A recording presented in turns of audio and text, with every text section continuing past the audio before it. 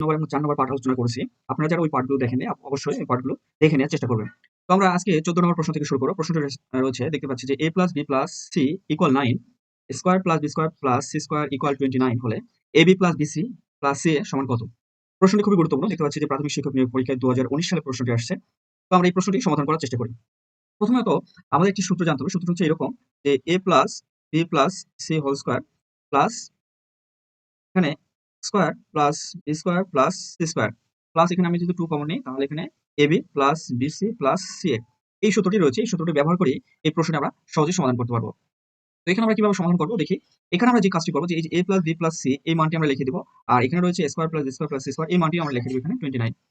তো মানটি লিখে দেওয়ার পরেই আমরা আসলে হিসাব করলে উত্তর আমাদের চলে আসবে। দেখি আমাদের কি আসে এখানে। যেহেতু 9 রয়েছে 9 এর উপর হোল স্কয়ার আর এটার মান রয়েছে 29।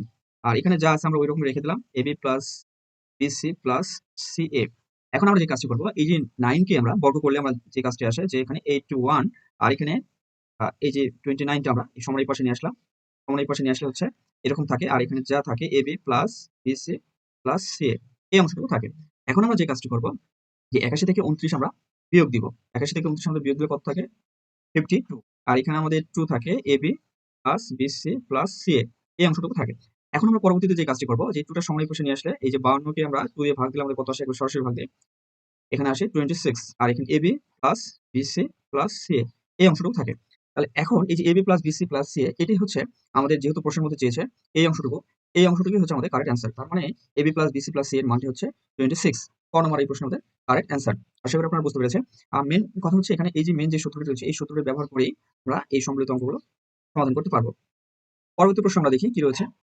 যে ১৫ নম্বর প্রশ্নটি আমরা দেখতে পাচ্ছি যে আমরা ১৪ নম্বর প্রশ্নটি যেরকমভাবে উত্তর করলাম ঠিক একইভাবে এই প্রশ্নটির সমাধান হবে। কারণ এখানে বলছে যদি AB plus BC plus C equal 5 এবং square plus B square plus C square equal 9 হয় তবে AB plus BC plus CA সমান কত? এটাও রয়েছে যে 14তম শিক্ষক নিবন্ধন কলেজ পর্যায়ে ২০১৭ সালে। তাহলে একইভাবে আমরা যে কাজটি যে সূত্রটি জানি এই সূত্রটি আমরা প্রথমত লিখি যে AB প্লাস সি স্কয়ার মানে পুরোটার উপর হোল স্কয়ার।